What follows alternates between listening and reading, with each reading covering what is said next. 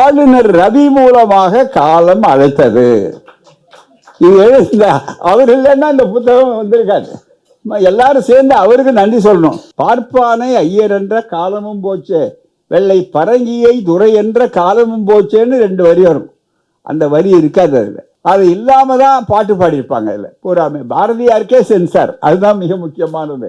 படிப்பு பெரியாரால் திராவிட இயக்கத்தால் தான் படிப்பு வந்தது அப்படி சொல்றீங்களா? அதுக்கு முன்னாடி படித்தவங்க இல்லையா? அப்போ இவங்கெல்லாம் பாடி இருக்காங்களேன்னா அவர்களெல்லாம் பாடினார்கள். அதற்காகத்தான் பண்பாட்டு படையெடுப்பு வந்து அந்த இடத்துல மனு தர்மம் ஓடி தன் இடத்தை பிடித்து கொண்டதுனால முழுமையாக மாற்றி விட்டார். புரட்டை விட புரளி ரொம்ப ஆபத்தானது. அகஸ்தியர் புரட்டுன்னு போடலாம், ஆனா புரட்டுன்னு சொன்னா பொய்மைன்னு மட்டும், புரளின்னா அவனோட போகாது, உலகம் பூரா பரப்புவதுதான்.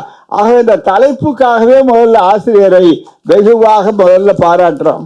பண்பாட்டு படையெடுப்பு எதிர்பார்த்து ஒரு பெரிய அறிவு போர் நடந்து கொண்டிருக்கிறது. அகத்தியர் என்பதை வைத்துக்கொண்டு திடீர்னு ஒன்று வந்தார். கடவுள்கள்ல கூட பாத்தீங்கன்னா திருவிழாவெல்லாம் இதுக்கு முன்னால கிடையாது. ஒரு 5 வருஷத்துக்கு முன்னாலெல்லாம் இல்லாத கடவுள்கள், இல்லாத பெயர்கள், மாசத்துக்கு மாசம் புதுசா வரும். அதுல பாத்தீங்கன்னா வடமொழி பேர் தான் இருக்கும். இன்னும் எங்க போர் முடியல, நம்ம போர் முடியல, அதுதான் நடந்து கொண்டே இருக்கிறது.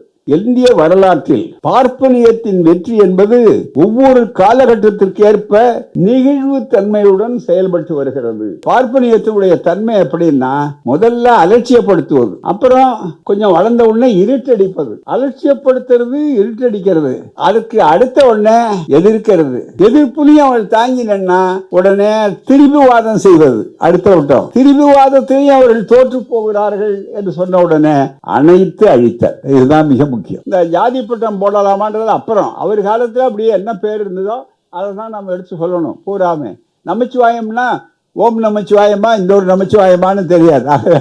ஆசிரியர் அப்பண்ணசாமி அவர்கள் நூலாசிரியர் பிடிச்சிருக்கார், சரியா நூலை பிடிச்சிருக்கார். அதுதான் மிக முக்கியம். என்ன நூலை பிடிச்சிருக்காருன்னு சொன்னா,